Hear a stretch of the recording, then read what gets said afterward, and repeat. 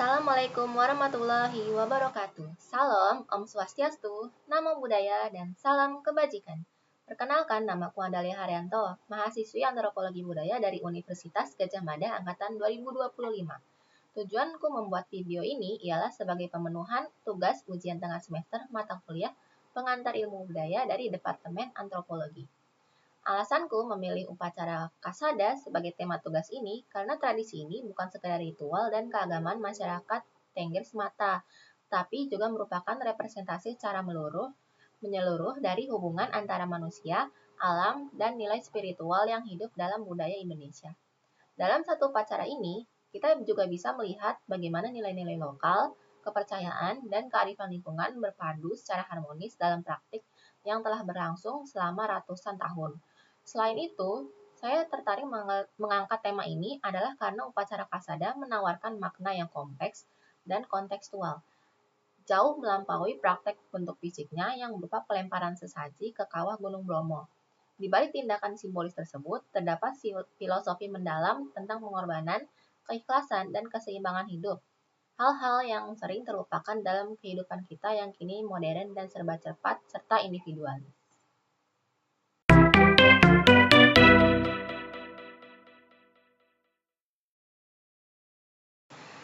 Selanjutnya, mari kita bahas mengenai upacara Yadya Kasada yang berasal dari masyarakat suku Tengger.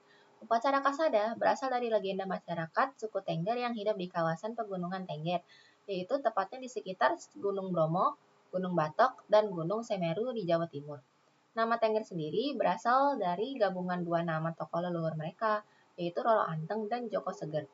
Dari kedua nama tokoh inilah lahir istilah Tengger, yang juga bermakna teguh atau tetap berdiri kokoh, menggambarkan sifat masyarakatnya yang taat pada ajaran leluhur dan konsisten menjaga tradisi hingga kini. Menurut legenda yang diwariskan secara turun-temurun, Roro Anteng adalah putri dari Raja Majapahit, sedangkan Joko Seger adalah seorang pemuda sederhana yang berhati mulia. Setelah menikah, keduanya memimpin wilayah Tengger dengan adil dan bijaksana, namun mereka lama tidak dikaruniai oleh keturunan. Mereka kemudian meminta mohon kepada para dewa di puncak Gunung Bromo agar diberikan anak.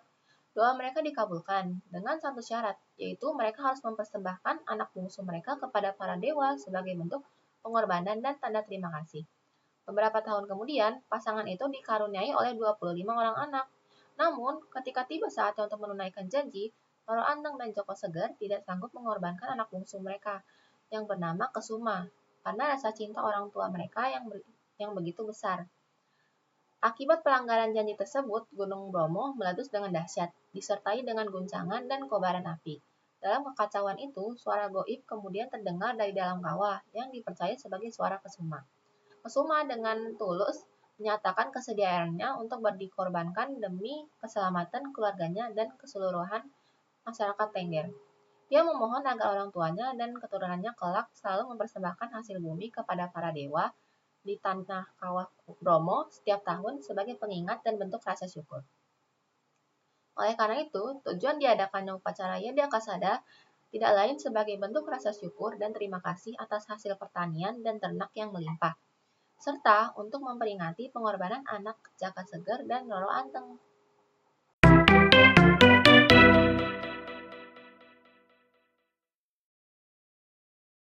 Selanjutnya, mari kita bahas mengenai proses upacara Kasada. Yang pertama ada tahap persiapan, yaitu ritual awal yang dilakukan di desa. Persiapan dimulai beberapa hari sebelum hari puncak Kasada. Masyarakat Tengger mempersiapkan sesaji yang akan dipersembahkan di Gunung Bromo. Yang kedua, ada proses pemilihan dan penobatan dukun Kasada. Sebelum hari puncak, biasanya dilakukan pemilihan dukun baru atau perpanjangan masa jabatan dukun lama. Pemilihan ini dilakukan di Pura Luhur Poten, tempat suci di kaki Gunung Bromo yang menjadi pusat ritual. Calon dukun diuji kemampuan spiritualnya, termasuk pengetahuan tentang doa-doa suci dan kemampuan menyembuhkan. Proses ini menunjukkan bahwa Kasada juga berfungsi sebagai upacara penubuhan pemimpin spiritual masyarakat Tengger. Yang ketiga, upacara di Pura Luhur Poten, Malam Kasada. Menjelang tengah malam saat bulan purnama, ribuan warga Tengger berkumpul di Pura Luhur Poten. Pura ini berada di lautan pasir Gunung Bromo, di antara Gunung Batok dan Gunung Bromo, dan menjadi pusat kegiatan upacara. Di tempat ini dilakukan upacara Yadiakasada yang dipimpin oleh para dukun pandita.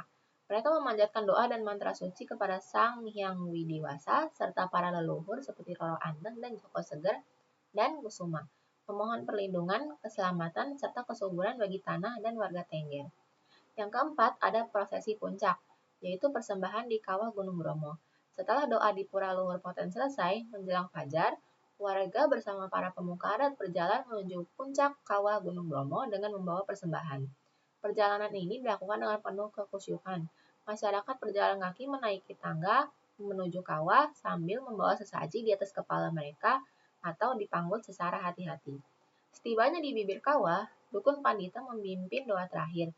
Kemudian satu persatu warga melemparkan sesaji mereka ke kawah Gunung Bromo. Kemudian proses ini ditutup dengan masyarakat yang kembali ke Pura Luhur Poten atau ke desa mereka masing-masing untuk melaksanakan doa penutup atau sekedar makan bersama. Untuk mendapatkan gambaran yang lebih jelas mengenai upacara kasada, kita bisa menonton bersama video yang akan diputar setelah ini.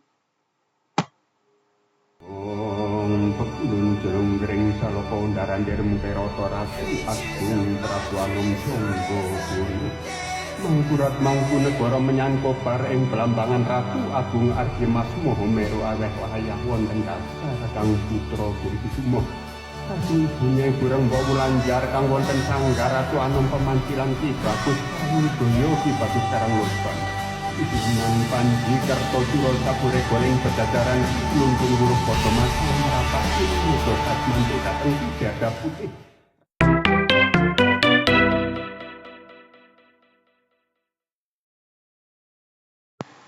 Dari upacara kasada, kita dapat mengambil beberapa nilai penting dari kebudayaan masyarakat Tengger tersebut.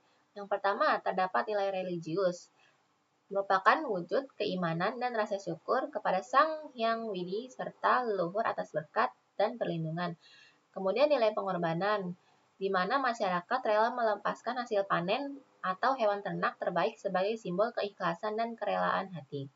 Kemudian ada nilai gotong royong, di mana semua warga Tengger terlibat dalam persiapan, pelaksanaan, hingga penutupan secara bersama-sama. Selanjutnya nilai sosial dan kebersamaan. Nilai kearifan lokal, di mana menjaga keseimbangan antara manusia, alam, spiritualis, melalui tradisi yang diwariskan secara turun-temurun.